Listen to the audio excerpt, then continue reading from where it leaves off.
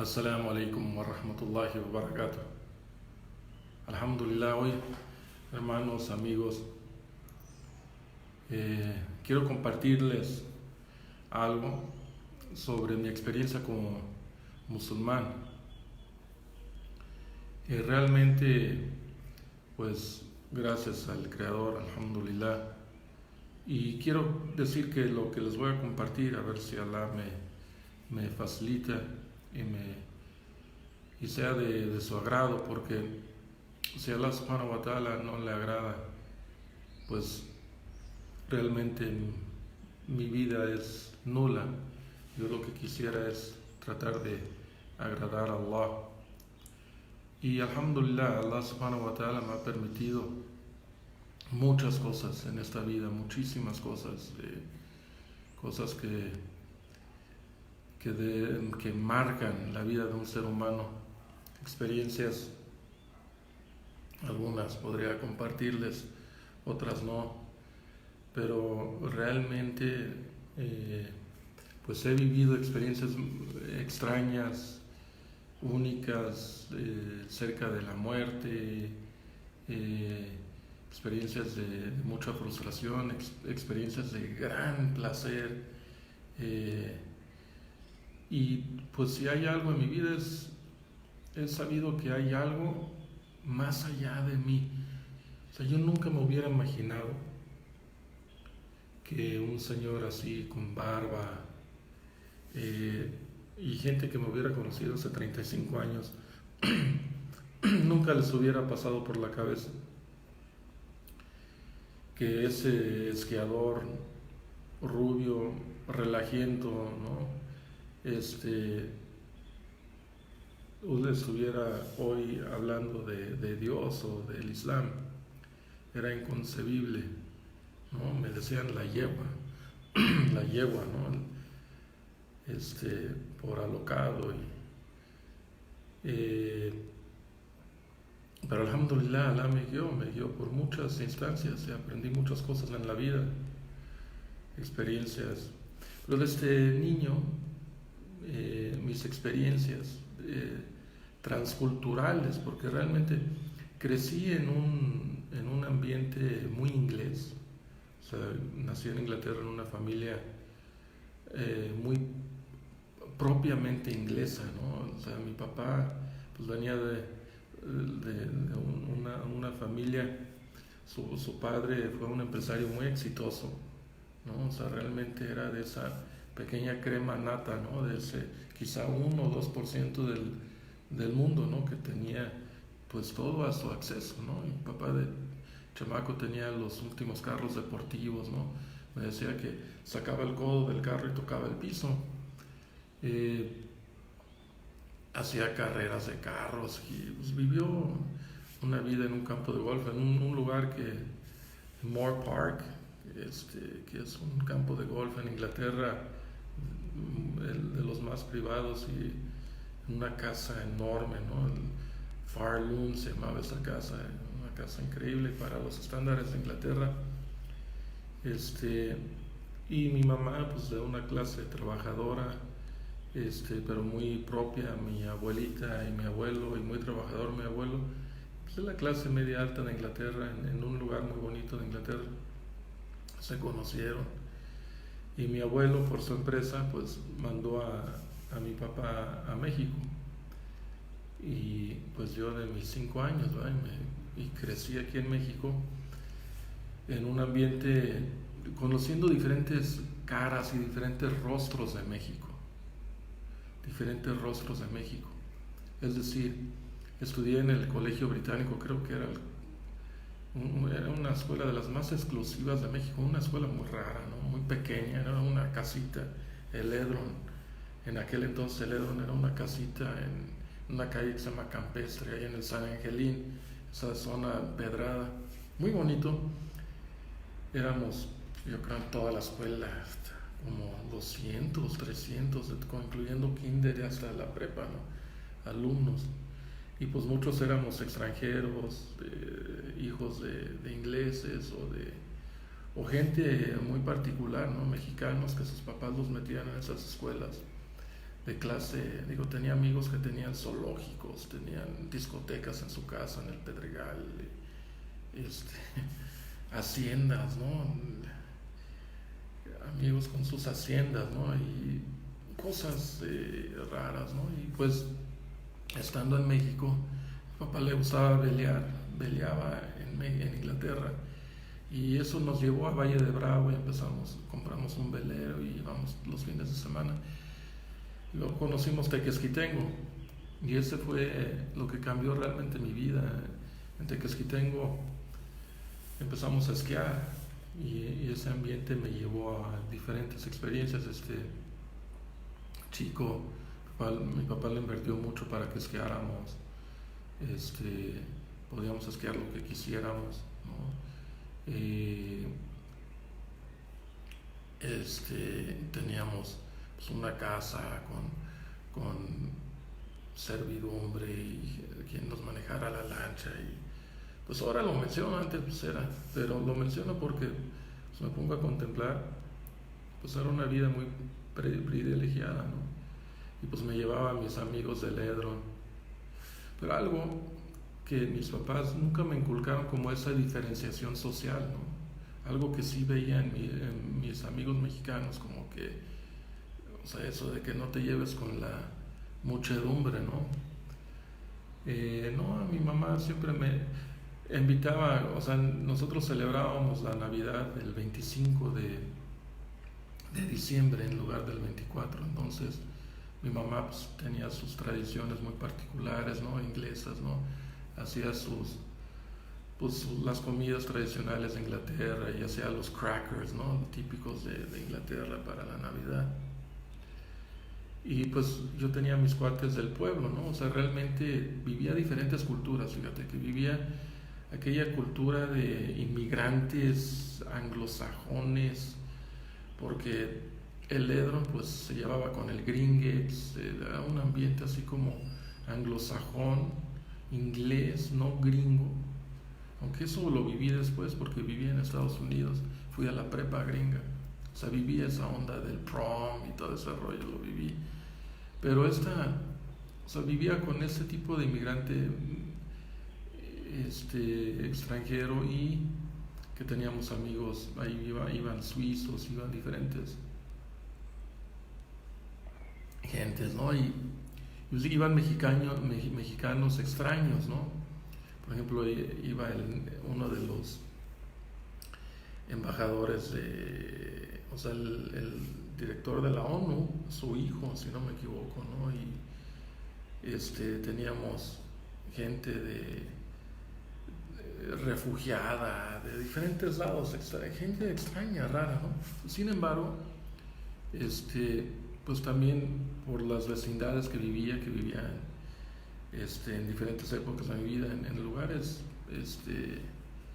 pues de clase media alta, ¿no? Si se le puede dar eso. Entonces conocí al mexicano, a otro tipo de mexicano que iba a las escuelas comunes, algunos con dinero, otros no tanto, pero como que conocí la cultura, diferentes culturas, que en México hay diferentes clases, no quiero decir clases sociales, sino realmente son culturas. O sea, no eran lo mismo mis amigos de Teques, que del pueblo de Teques, que mis amigos de Teques, de los que tenían casas al lado del lago, y mis amigos de mi vecindad, ¿no? Ahí en Joyas del Pedregal, mis cuates de ahí o los del Edron, o sea, eran como que diferentes, eran cosas diferentes.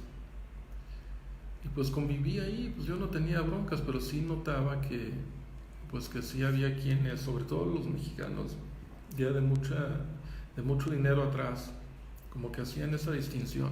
No todos, porque también estaban los que se habían hecho ricos en vida, o sea, sus papás se hicieron ricos, por ejemplo, en vida, por contactos o no sé, cosas que a veces hasta uno cuestiona, ¿no? De dónde sacaban esa lana, ¿no?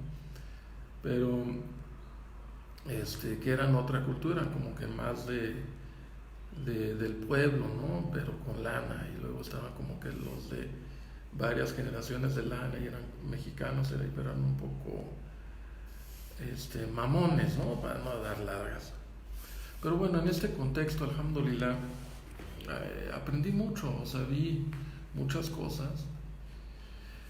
Luego y tuve muchas experiencias de estar contra la pared, ¿no? En un poblado de 80 habitantes, ¿no? En un cuartel contra la pared y apuntándome así, no. Y experiencias muy extrañas de vida y muerte, experiencias súper alegres, ¿no? De mucha diversión. Y también tuve mis dificultades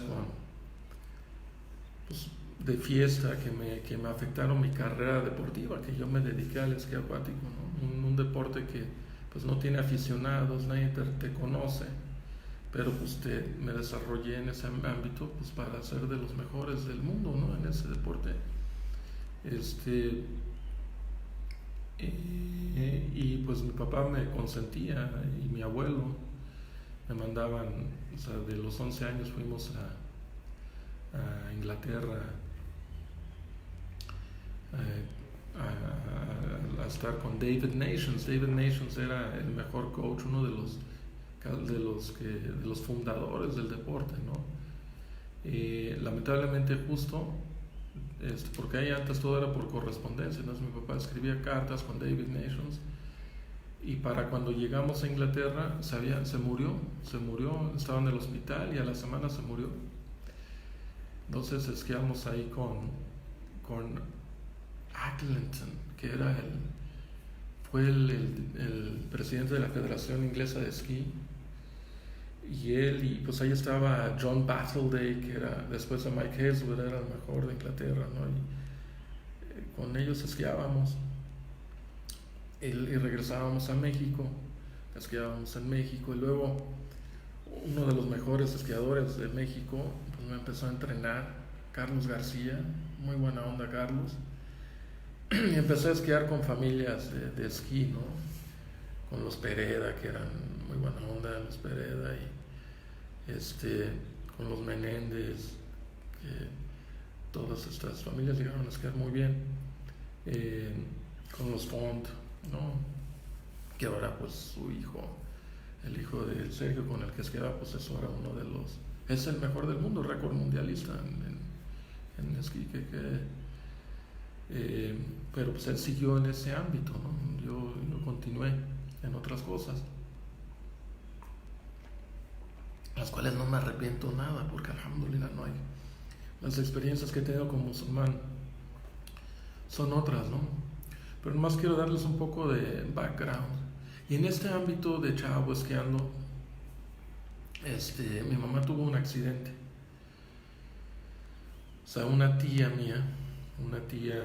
que vivía inglesa, pero que vivía en Estados Unidos, que estaba casado con una persona que estaba en la naval, que estaba en el Nimitz, que era en esos días, de los barcos más grandes del mundo. Era un teniente o algo así en el Nimitz, que era un air carrier, ¿no? O sea, cargaban aviones, un portaaviones, Nimitz. Y pues mi tía Mary, que nunca había venido a visitar a mi mamá, dijo, bueno, pues voy a ir a visitarlos. Iba a venir en avión, iba a venir en carro, iba a venir manejando con otro amigo. Y pues la estaba esperando una fecha, pero estábamos en Teques. Y mi tío llegó y le dijo a mi papá y a mi mamá, oye, me acaba de hablar, porque en Teques no había teléfonos, ¿no? En esos días en Tequesquitengo no había teléfonos, o sea, es lo que le digo a los millennials y los centennials de hoy, o sea, que ya crecieron con celulares, pues la tenían diferente, ¿no? O sea, ya en Teques era muy padre la casa, y te digo, y todo ahí, gasolina para esquiar y todo, pero teléfonos no había, así nada que le hablas a papito, oye, necesito lana, ¿no? Pues hasta que se volviera a aparecer, pues te surtían, ¿no?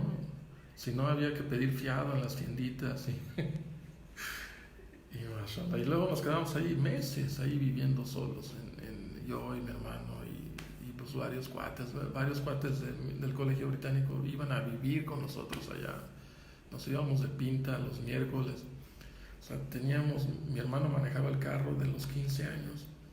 Nos íbamos del Edron de San Ángel, llegábamos y cronometreábamos. Llegábamos con una Caribe a esquiar. Después de la escuela salíamos a la 1:30. A las 3 ya estábamos esquiando, es literalmente sobre el agua esquiando. Cronometreábamos, creo rompimos récord, hacerlo en menos de una hora, en 50 y tantos minutos. Íbamos a Teques de San Ángel. Pero pues de 15 años, yo tenía 14 años en aquel entonces. Y bueno, experiencias, hermanos, eso es lo que a mí me llevó al Islam, las experiencias.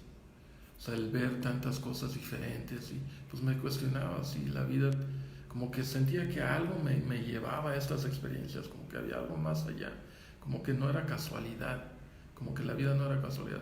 Pero mi mamá, cuando yo tenía 11 años, mi tía le cambió el viaje a mi mamá y le hablaron a mi tío y le dijeron que iba a llegar en avión. Entonces, pues mi papá estaba muy, muy borracho para manejar, creo que ese fin de semana había tomado. Entonces mi mamá dijo, pues yo voy a recogerla. Entonces mi mamá, en un carro nuevo que teníamos, pues se le ocurrió de Teques irse rápido al aeropuerto. Se fue con mi hermano. Y yo creo que de ahí también mi hermano ya quedó, porque mi hermano es esquizofrénico. Era un genio, mi hermano. A los 16 años ya estaba en la universidad en Estados Unidos con excelentes calificaciones. Y de repente se le botó la canica como a los 20 y tantos años. Y desde ahí ha sido toda una travesía con mi hermano de esquizofrénico, otra experiencia. Pero llegando por el colegio militar, llegando a la Ciudad de México, mi mamá se fue a una barranca en el carro, pues, literalmente, y es extraño porque en vez no se salió o sea, en una curva, en vez de salirse del lado izquierdo, o sea, como iba al peralte de la curva, como que volanteó de más. Estaba lloviendo, se fue a la barranca como de 20 metros y el carro tirando gasolina. Mi mamá está hecho pedazos, dice mi hermano Gregory. Y Gregory, de sus 12 años de edad, pues sacó a mi mamá del carro, no llegaba nadie. Dice que llegó un señor así con un encendedor tratando de ver, y que él mismo le dijo, no, apaga tu encendedor que estaba lleno de gasolina. Porque pues de chavos, nosotros ya a 12 años tenía Gregory, pero pues ya manejaba la lancha, él me jalaba, ¿no? O sea, de los 12 años, él manejaba la lancha, yo también lo manejaba de los 11, o sea, manejábamos la lancha, pero no solamente manejábamos la lancha, sino íbamos manejando, y viendo al esquiador, y aparte jalando el release, o sea, manejando, jalando el release, o sea, íbamos manejando, a ver, déjales explico. O sea, en uno de los eventos, ¿no? Porque en el esquí acuático pues está el salto de rampa, está el slalom, pero en tricks, en figuras, una parte, o sea, son como dos eventos en tricks, ¿no? O sea, es como la gimnasia del esquí acuático. Entonces tienes dos pasadas, ¿no? Pasas enfrente de unos jueces. Primero pasas, haces lo que llaman the hand pass, o sea, tu pasada de manos. Que yo recalco aquí, fui de los primeros en hacer un mortal, de hecho de los primeros, o el primero en mundiales, así, que hizo un mortal y era mi primer giro. Ahora todo es puros mortales. Pero bueno, políticamente pues nunca caí bien a todos y ni siquiera me mencionan. Yo digo a la federación, la Federación Mexicana, hagan una revisión. O sea, el último nacional que hice en México en el 89, cuando ya apenas estaba convirtiéndome al Islam, esos resultados de overall, chéquenlos a ver si los han mejorado hasta la fecha después de 30 años. Yo tengo mis dudas. Que alguien haya hecho 8,000 y tantos puntos, ahí me fue mal, que me caí al cuarto recorte, que pudiera haber hecho mejor, y pues también pude haber saltado mejor, pero aún así voy a salir al cuarto y 150 y tantos pies, pues yo veo que ahora no hacen eso. O sea, no hay esquiadores overall, pero ese no es el punto. El punto es de que mi mamá se fue a la barranca y eso cambió nuestra vida de mí y de Gregory. Mi mamá estuvo internada 3 meses en el hospital ABC, en un hospital muy caro de la Ciudad de México.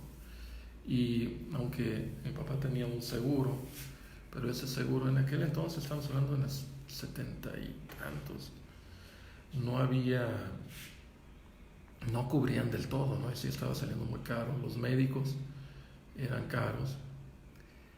Y pues realmente nomás la mantenían, mi mamá ya seguía en coma, pero como que ya reaccionaba, no necesitaba tanto de todos los aparatos en el hospital, sino entonces con un muy buen neurólogo, interesante, el doctor Dobarganes, muy buen neurólogo mexicano, muy bueno, que tengo ahí unas experiencias con él muy interesantes porque no sé si contárselas porque te digo,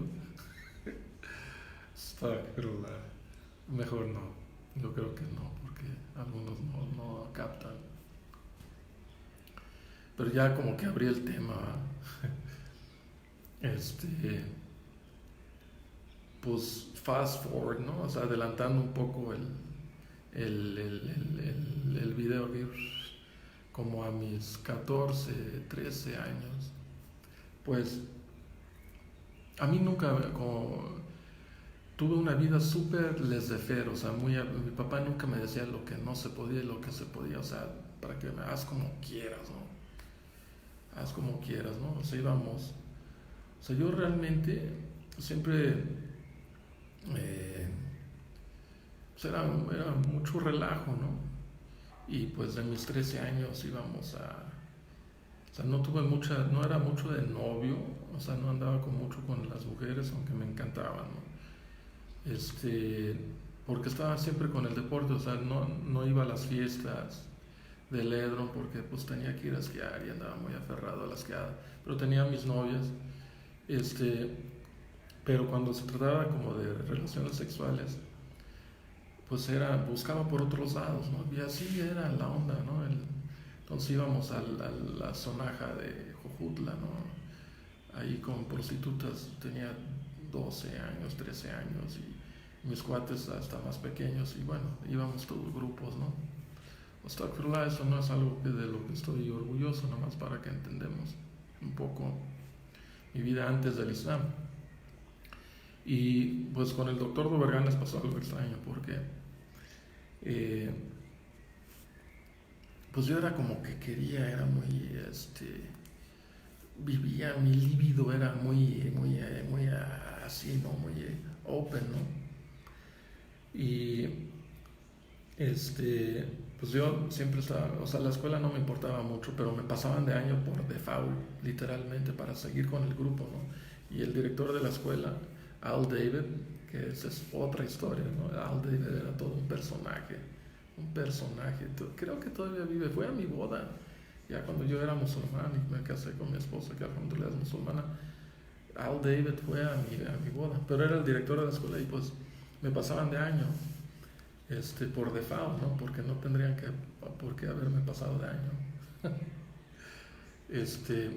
Pero como que les preocupaba un poco mi comportamiento en la escuela, que me iba de pinta y llegaba a la escuela y me iba, o nomás quería jugar fútbol, y pues me mandaron con una psicóloga, ¿no? De infantil, y pues traté, o sea, mis primeras citas con la psicóloga, la verdad que la psicóloga estaba muy bonita, y pues en la primera cita, le dije a la psicóloga si quería hacer el amor conmigo, y como que se espantó, ¿no? Como psicóloga, ¿no? Se espantó de mí, o sea. Entonces me manda, no, o sea, le dijo a mis papás, ¿sabes qué? Es que no puedo yo, con su hijo. Entonces me dicen, pues busca Y porque aparte hice un dibujo, ves que me hicieron. Y luego yo soy psicólogo, ¿no? Yo estudié todo esto después, ¿no? Por eso fue mi afán de querer entenderme a mí mismo, por eso estudié psicología después. Pero el punto es de que dijo mi papá, bueno, ya fucking kid, ¿no? Así el pinche niño, porque pues hablaba, era muy inglés mi papá, y muy, muy sarcástico. Dijo, a ver, vamos a, what the heck are we gonna do with you? Y dijo, bueno, pues llévenlo con el doctor, el neurólogo, el Dobarganes, a ver. Entonces me siento con el doctor, ¿no? Y dice, a ver, Marc. Y su primera pregunta, pues yo creo después de haber escuchado la versión de la psicóloga, ¿no? Me dice, Marc, ¿te masturbas? Así me dijo, ¿no? Y les juro que no sabía lo que significaba la palabra. Sabía lo que era, ¿no? Pero no sabía lo que era la palabra, la desconocía. No sabía lo que era esa palabra, ¿no? Hasta que dije, ¿cómo? No entiendo, o sea, ¿cómo? Y dice, sí, Marco, o sea, y me hizo así con la mano, hasta y dije, las chaquetas, ¿no? Entonces, porque con mis cuates le decíamos la chaqueta, ¿no? Y era cosa normal. Para nosotros, pues mira, en nuestra habitación ahí de Teques, que estaba bien padre, nuestra habitación estaba pegada al lago, estaba pegadísimo al lago, era una palapa. Y pues teníamos en las paredes pues, puras pósters de Playboy. Hasta cuando llegaban mis cuates, los más fresitas, ¿no? Llegaban que se iluminaban, ¿no? Astagfirullah, ¿no? Pero éramos niños.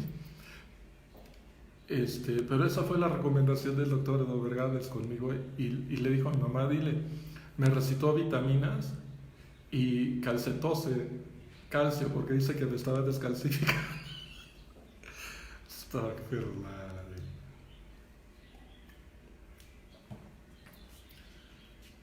Ese es... el doctor Edo Vergades llevó a mi mamá a la casa. Y en la casa, pues mi mamá seguía en coma. Pues era la casa nueva, porque mi papá había apenas comprado la casa de Teques. Yo creo que mi abuelo le soltó una lana a él y a mi tío, porque de repente empezaron a comprar cosas. Porque rentaban antes, entonces de repente como que, yo creo que vieron que México era como para a largo plazo, no sé, pero... pues en las mismas fechas compró la casa de joyas de Pedregal, que era una casa en un lugar bonito. Nos gustó la colonia, estaba bien. O sea, no era el Pedregal, así casas grandotas, pero el área era una colonia muy tranquila, como de los primeros de su índole en México, ¿no? Y bueno, estábamos comprando esa casa. Cuando se accidentó mi mamá, se fue a la barranca, estábamos en ese proceso, ya teníamos, mi mamá todavía no la conocía, la casa la conocía, pero no había dormido en ella. Y la casa de Teques estaba relativamente nueva también. Y también la escogimos ahí en Joyas de Pedregal porque era lo más cercano para escaparte y salirte de la Ciudad de México e irte a Teques. Porque para nosotros ir a Teques y de repente a Acapulco era de a fuerza, ¿no? O sea, salirte de la Ciudad de México. Y así crecí, ¿no? Realmente alucinaba, lloraba cuando le lloraba a mis papás, y decía, no, yo ya no quiero ir a México, ¿no? Y pues ir a la Ciudad de México pero pues me divertía en las cascaritas de fútbol en la escuela, en el Edo. Y sí tenía mis cuates, ¿no? En el Edo, pues me divertía con ellos. Y había algo o sea, yo con la gente del pueblo de Teques, pues aprendí a alburear, hablar como y todavía no sé si han notado, de repente digo pus, y siempre no digas pus y pues, ¿no? Pus, porque así hablaba mis cuates del pueblo y hablaba realmente como ellos, ¿no? No vas a ir allá, ¿cuándo? Y así como hablaban mis cuates del pueblo, así de repente llegaba Ledron y hablaba un poco así, pero me los albureaba, ¿no? Porque tenía cuates como la bocha, el 3 metros, la piraña, era súper albureros, ¿no? El harapos, ¿no? Ese era súper alburero, ¿no? Y aprendía los últimos albur, ¿no? Entonces llegaba a Ledron y pues era pura risa, ¿no? Los traía de bajada mis cuates de Ledron, por si ahí me anda oyendo el chosto y Tenía mis cuates de dedo que me los jalaba a Teques, nos íbamos a Teques, se quedaban allá con nosotros en Teques. Como bien dijo Iván hace poco en un grupo con mis cuates de Ledron, Iván, que es una experiencia interesantísima, la de Iván, que su papá era para este cuate, ¿cómo se llama? El de en el golpe de Estado, Pinochet golpeó al Estado, o sea, ¿quién quitó a ese famoso? Allende. El papá de Iván fue ministro el ministro de Exterior para Allende. Entonces tuvo que irse a vivir a Rusia, se refugió en Rusia con Iván. Entonces Iván venía y su hermana Anastasia, que Anastasia es otra historia, que una vez me dio una patada en los bajos.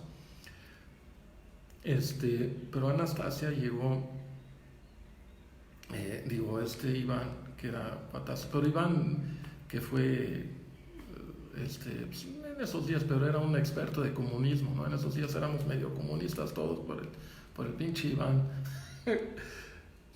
El Iván, buena onda el Iván. Él era parte del club de los chaqueteros. Astaghfirullah, lo cierto, astaghfirullah. Así era mi jahiliya de antes del Islam. Alhamdulillah que Allah me guió al Islam.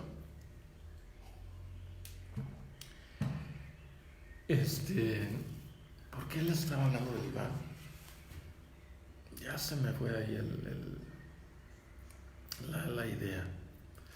Pero alhamdulillah, Allah subhanahu wa ta'ala me hizo musulmán. Fue todo un proceso, o sea, todas esas experiencias y muchas más me llevaron al Islam. O sea, les digo, vivía con mi mamá en coma, o sea, más de un mes seguía en coma o más. O sea, estuvo 4 meses en coma, creo que estuvo 2 y medio y fracción en el ABC, y luego mi papá la sacó y estuvo ahí con Doberganes, y teníamos más una enfermera, ¿no? Que 1 o 2 enfermeras, creo, ya no me acuerdo bien, pero la estaban vigilando. Y mi mamá luego se ponía bien loca, ¿no? Y agarraba hasta la popó, o sea, agarraba su popó y la aventaba, se sentía como una niña, ¿no? Y la aventaba en las paredes. Una vez agarró a mi hermano, porque quería bajar a la casa de abajo, estaban en su cuarto y luego quería bajar. Y mi hermano y yo no queríamos que se bajara por las escaleras, ¿no? Y la enfermera, quién sabe dónde andaba. Y mi mamá agarró a mi hermano del cuello y ya lo andaba ahorcando, y yo tratando de quitar a mi mamá de Gregory, gritándole a la enfermera que dónde fregados estaba, porque estaba ahorcando a mi hermano, ¿no? Aparte yo y mi hermano, digo, cada rato nos agarrábamos a golpes y no había quien nos parara, ¿no? No había ni quien nos separara, pues estábamos solos en la casa. Mi papá pues andaba, mi papá le pegó durísimo, pero nosotros no nos dábamos cuenta de eso, o sea, no estar con, o sea, de repente mi papá, que trataba de ser muy, porque él fue de la escuela inglesa, así se fue a los boarding schools, fue a la escuela más cara de Inglaterra, de boarding school, una de las mejores de Inglaterra, a estos internados, ¿no? Y pues lo trataron de hacer así como, pues o sea, se guardaba mucho sus emociones, ¿no? Pero sí, ahí se quebró varias veces a llorar y no, estaba mal y empezó a tomar. Ese fue uno de los problemas de mi papá, ¿no? Que ya después mis cuates le decían Jerry Pedal, se llamaba Jerry, mi papá ya falleció, ¿no? Es una experiencia también tenerlo ahí en sus últimos días, o sea, 2 meses lo tuvimos ahí con el ventilador en terapia intensiva, y finalmente me escuchó, ¿no? Porque pues no escuchaba ese señor, o sea, de repente, pero alhamdulillah, en una ocasión hizo shahada. Después pues él era medio ateo, no sé, su vida como que no, pero estuvo en AA, o sea, tuvo que irse a AA porque pues, se fue a otras experiencias. Él tuvo experiencias porque tuvo muchísimo dinero que se lo terminó gastando, se casó 4 veces, las mujeres, pero también tuvo experiencias con el alcoholismo y muy extraños y muchas cosas que ni me enteré, ¿no? Pero sí, de repente me enteraba, tenía que ir a buscar a mi papá porque de repente me hablaba, ¿no? Y decía, oye, ya cuando tenía como 16, 17, hablaba y decía, oye, ¿puedes venir? Nunca me decía, oye, ven a verme, ¿no? Como si por cariño, pero me quitaba las cosas, ¿no? O sea, iba a Teques y lo único que yo poseía en esos días era una grabadora de los esos que cargabas acá. Tenía un JVC, tenía toda la música, ¿no? De The Who y Pink Floyd y todos los grupos que en mis días de jahiliyah me gustaban. Entonces mi papá, para que lo fuera a visitar, pues me quitó el JVC, y pues lo fui a ver. Resulta que le había dado hepatitis y no sé qué tanto rollo, pero su velador le había robado un carro, ¿no? Pues tenía él varios carros porque tenía la empresa de Fotomí, esas fotografías, y pues podía poner muchas cosas al nombre de la empresa, y pues carros no era un problema, ¿no? Todos teníamos carro, aunque en esos días me castigaba un poco, pero traía ahí un Pacer en esos días. Traíamos una Cheyenne, ¿no? También, y varias cosas ahí. Alhamdulillah, alhamdulillah. Háganse cuenta que no dije nada. Pero, pues estas experiencias y muchas, muchas, muchas más me llevaron a reflexionar el sentido de la vida. Viviendo en Florida también, en Estados Unidos, fui a la prepa, mi papá pagó para que pudiera esquiar en el mejor campamento de esquí que había en Florida con Jack Travers, pero era muy relajento yo. Entonces, como le dijo el Jack Travers, que es el mejor coach del mundo de esquí acuático, y todos los grandes esquiaron con él. Jack Travers le escribió a mi papá al correrme, literalmente me corrieron de la escuela, habiendo mi papá pagado una fortuna para que pudiera estar ahí terminando la prepa y esquiando, ¿no? Que ojalá hubiera mi papá sabido la idea de homeschooling, porque tenía que ir, salía de las 3, comía a las 4, entonces ya nomás tenía pues la tarde para esquiar, y ya estaba cansado, con hambre, y no era lo mismo, ¿no? Que si nos hubiéramos dedicado, ¿no? Pero alhamdulillah, y pues mis roommates y todos ahí eran los mejores esquiadores, leyendas, ¿no? Como Wade Cobbs, que era mi roommate, o sea, teníamos una cabaña los dos. A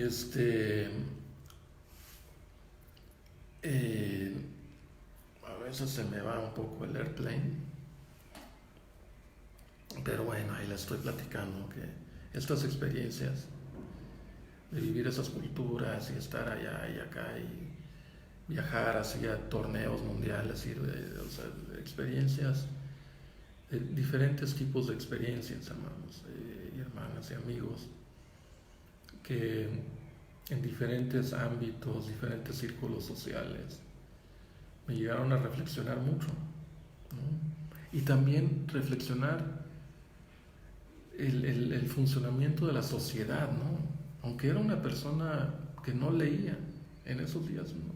Yo esquiaba, pero mis experiencias de vida y la gente que conocía, pues como que fui armando mis teorías, y como que sí analizaba la situación social, y eso también me llevó mucho al Islam. O sea, como que decía que tiene que haber un modus vivendus correcto, ¿no? ¿Cómo debiésemos de vivir? ¿Qué es lo correcto? ¿Cómo debemos de actuar? ¿No? Y en esos días sí buscaba como que la mejor forma de hacer las cosas, ¿no? Y bueno, mi hermano, o sea, después de mis experiencias, estuve en un psiquiátrico, tengo que decirlo, ¿no? Tuve experiencias con drogas muy fuertes, y en Estados Unidos, el dueño de la escuela de esquí, Jim McCormick, o sea, estaba hablando de Jack Travers y me brinqué, eso fue de más chavo todavía, que era el mejor, pero me corrieron de ahí. O sea, Jack Travers es el mejor. Y le escribió una carta a mi papá diciendo, pues es el mejor, o sea, tiene el talento del Sami Dual, pero más que no tiene el enfoque, la cabeza está en todos, era un relajo, y sí era un relajo, ¿no? O sea, me acuerdo nomás, una de las experiencias que les voy a platicar es lo que derramó, aparte de que tuve que llevar a mi tutora, porque era menor de edad, o sea, la esposa de Jack, Lelani, oye, esa como me alucinaba, ¿no? Era una pesadilla para ella. Pues yo manejaba, iba a la escuela de en un carro, Yo tenía mi licencia de Florida, tenía mi paliacate y mi greña, ¿no? Era rubio en esos días. Y pues una vez, pues yo estaba acostumbrado a manejar en México, donde pues te arreglas con el policía, ¿no? Pues me acuerdo que me para un policía, o sea, iba en mi lanchota, era un LTD con motor 440, era un motorzote y era un lanchón así. Aparte le quitábamos el mofle y se oía padrísimo, ¿no? Era un lanchón. Y pues iba de regreso a la escuela y pues vivíamos en el campo. Entonces iba en callecitas donde pues era 45 millas, 35 millas, pues iba como a 100, 110 millas. Y pues pasé una patrulla y luego dije, no, pues me voy a seguir, ahorita agarro una terracería y pues me desafano, ¿no? Pero luego ya vi, me alcanzó rapidísimo el policía y ya, párate, ¿no? Y muy extrañamente, pues dice, quédate en tu carro, o sea, medio que pues, un chamaco, yo creo se dio color. Y dice, le doy mi permiso. Y el cuate empieza a revisar todo el carro, ¿no? El policía. Y hace anotaciones en un librito, en un papelito. Y luego llega a la ventana, a mi ventana y dice, ten. Dije, ¿cómo? Sí, ya te puedes ir. Y yo dije, bueno, está buenísimo aquí el sistema, no hubo negociación, ¿no? Porque ya en México pues me había parado y era bueno, pues ¿cómo no, no? Y dice, bueno, pues ya pásale. Y bueno. Y un día el Lelani, o sea, yo venía llegando a la escuela y Lelani, como a las 2 semanas, ¿no? Estaba el Lelani donde me estacionaba, ya estaba ahí con los brazos cruzados, nomás esperándome, bien enojada, ¿no? Y dice, Mark, what have you done now? ¿Ahora qué has hecho? Y digo, pues, ¿cómo? Dice, mira, nos llegó este citatorio para ir a la corte en Orlando. Dije, no me acuerdo en qué corte fuimos, creo que sí fue en Orlando, ¿no? Yo vivía, el poblado más cercano donde vivía era Leesburg, pero no creo que hayamos ido a Leesburg. Pero eso habría que entender la municipalidad de allá, que no, en esos días a mí me valía gorro eso. ¿Quiénes eran los municipales? Chica, que la vida continuara, alhamdulillah. Entonces me mandan, tuve que ir a corte y todo el camino me venía diciendo Lelani, Mark, all you have to say is, I'm guilty. Me decía, mira, te vas a poner frente al juez y el juez te va a decir tales cargos, porque me habían hecho cargos de llantas lisas, que no funcionaban las luces, porque me decía el poli cuando me paró, a ver, ponte luces, ponía las luces y yo algunas luces no servían, no, un chorro de errores, tenía mi gran LTD que era un carrazo, pero pues al policía no le parece tanto así. Pero no me dijo nada, ¿no? Yo dije, bueno, pues que yo de veras no sabía, bueno, dije, pues se me dio este papelito, pues lo tiré, dije, no, pues, ay, esos güeyes, ¿no? No, pues sí, me llegó, ahí estaba Lelani y bueno, en el camino me decía, mira, Mark, lo único que tienes que decir es, you're guilty, ¿no? Pues ya finalmente me toca mi turno y me dice el juez, me lee y tenía que pagar en esos días como $300, que era una lanota, ¿no? Y pues a mí me traían bien corto con la lana la Lelani, no sé por qué, porque mi papá le había dado mucha lana, pero es otro punto. Me quería controlar, era una control freak, de esos que abundan.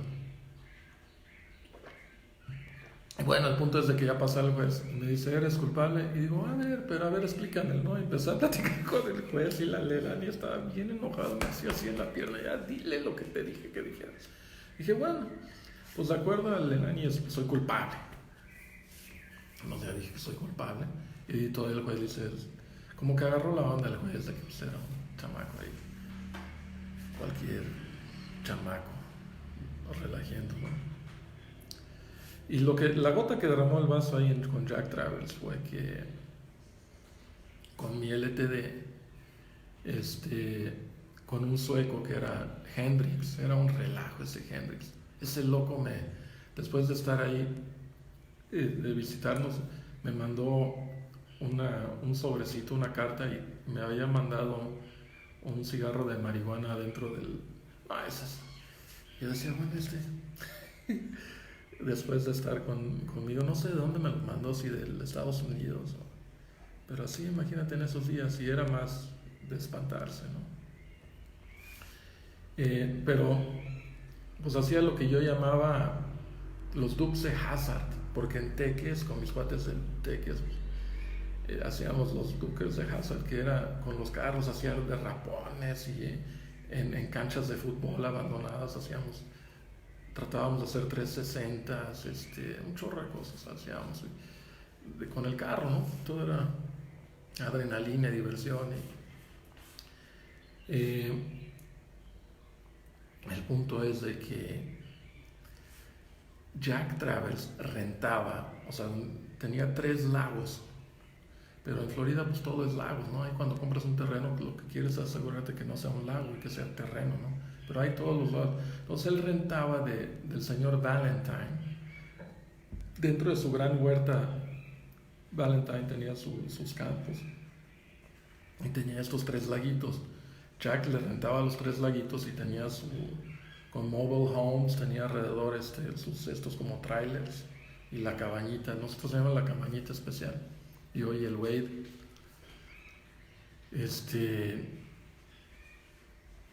y bueno, ya me estoy alargando mucho. El punto es de que nos dijo, siempre cierren la puerta, porque teníamos que pasar por un gate, abrir, el típico de rancho, ¿no? Para meternos entonces siempre teníamos que abrirlo. Yo a veces me daba flojera bajarme, tenía tanta hambre de que llegaba de la escuela. Ese esfuerzo de bajarme del carro, cerrar la reja, era un fastidio. Y a veces lo dejaba abierto, ¿no? Y a veces salían las vacas. Bueno.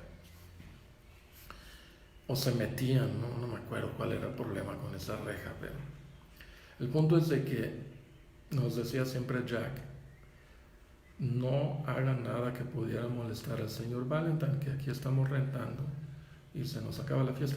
Ahora Jack Travers tiene una super escuela de esquí ahora, lagos privados hechos a mano, una cosa increíble. Y está en la sala de fama y demás, esa es otra cosa el Jack Travers. Y muchos de sus alumnos fue el mejor, todavía es el mejor coach. Todo el mundo va, sobre todo para el salto de rampa era buenísimo. Y yo era muy bueno para saltar rampa. Entonces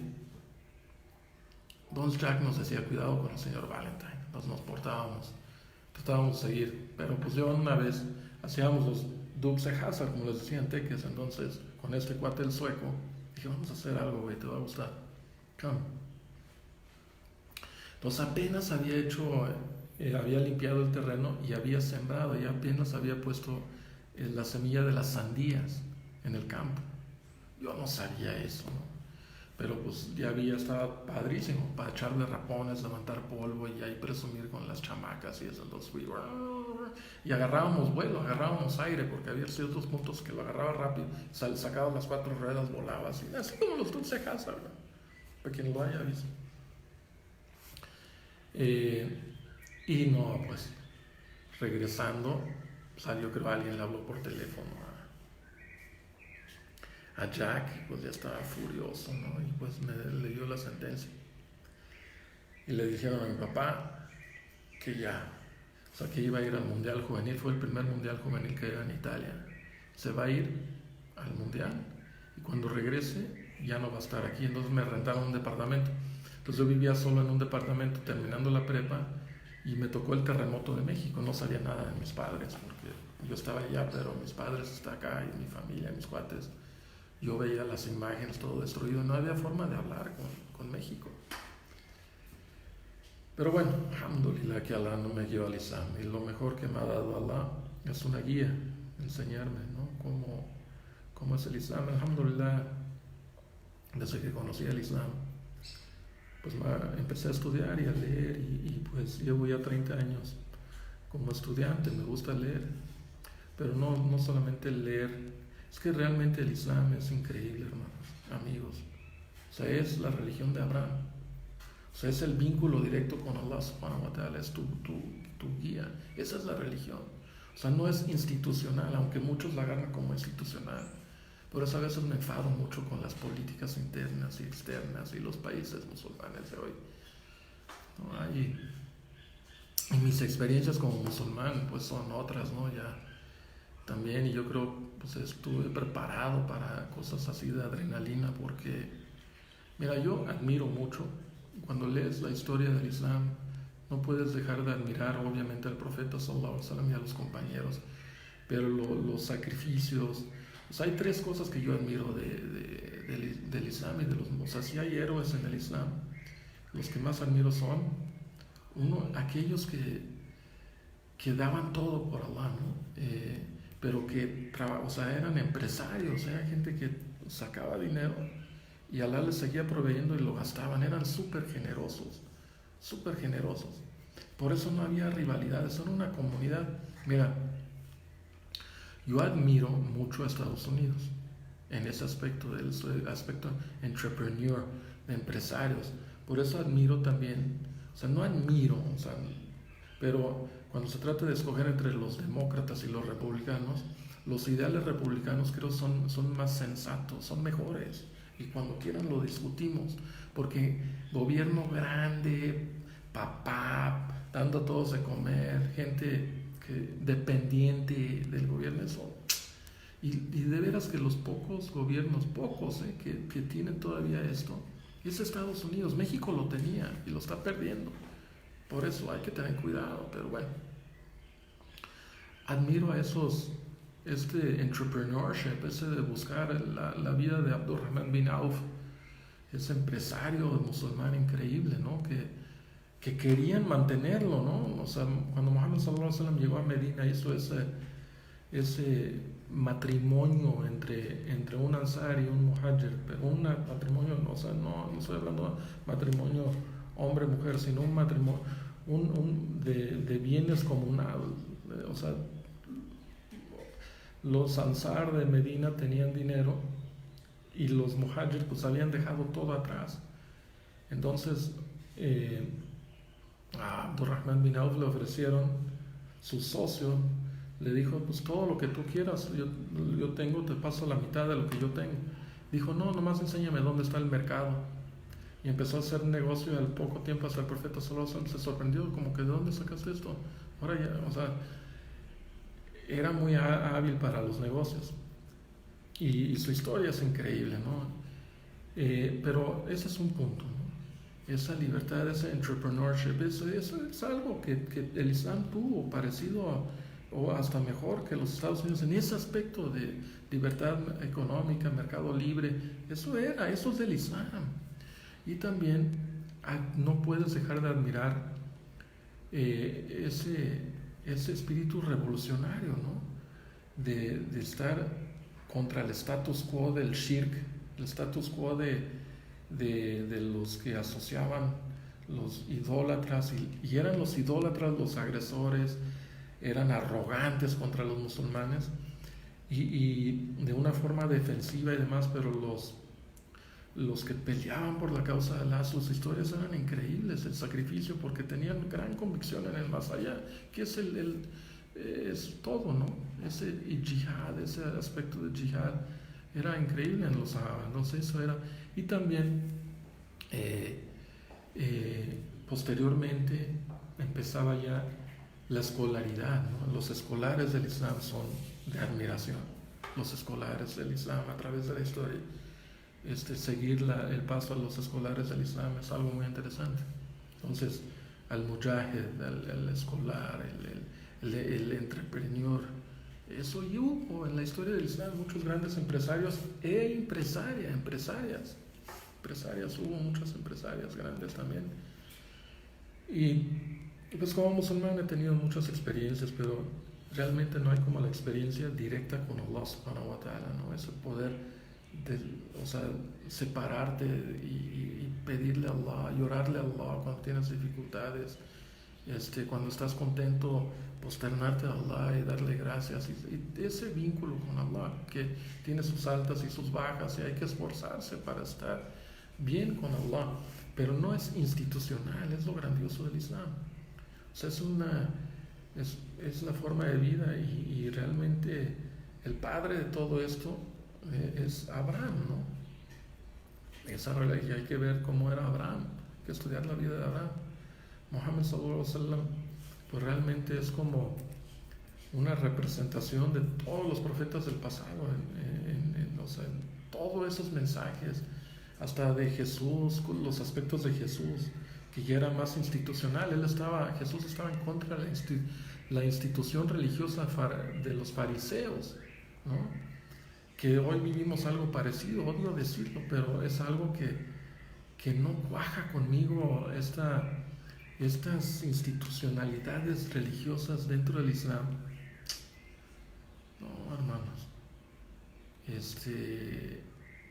no, el Islam no es así. No, no, no, no hay esa fraternidad como los monjes de la cristiandad. No, no, no, no, no hay. Aquí no hay monasticismo, no. Somos seres humanos. No, los sahaba comerciaban, peleaban, leían, estudiaban, pero eran humanos completos, ¿no? Y eso es lo que creo que tenemos que luchar y conocer y ser completos, completos. Y no hablo del completo de estos de los sufis, eso también, estos monasticismo, el sufismo. Bueno, que Alá me guíe. Pues ahora está en vivo, a veces digo, mejor lo borro, pero pues ¿cómo lo voy a borrar? Sí, ya me escucharon. Astaghfirullah, subhanakallahumma wa bihamdika wa ashhadu an la ilaha illallah wa astaghfiruka wa atubu ilayk. Que Alá me guíe, me acepte, los acepte a ustedes, hermanos. Ya viene Ramadán. Va a ser un Ramadán pues individual, pero es grandioso el Ramadán. O sea, yo alhamdulillah pues vivo en medio de la nada, ¿no? Pero muy a gusto, mira, muy a gusto, alhamdulillah. Y pues yo mis Ramadanes de por sí, pues yo no tengo dónde ir al Tarawih. Pero pues mejor haz tahajjud, haz qiyamul layl, levántate un poco antes del Fajr, una media hora antes del suhur, ¿no? La hora del suhur es la hora más bendita que hay. O sea, puede ser tu mejor Ramadán, puede ser tu mejor Ramadán, puede ser, inshallah, nuestro mejor Ramadán. Son momentos, mira, esto de la pandemia también tiene baraka, tiene bendiciones, purifica. Hasta los cristianos se andan purificando, ojalá tuvieran bien su tawhid. No, la gente está concientizándose porque pues el materialismo está cañón. Wassalamu alaikum wa rahmatullahi wa barakatuh.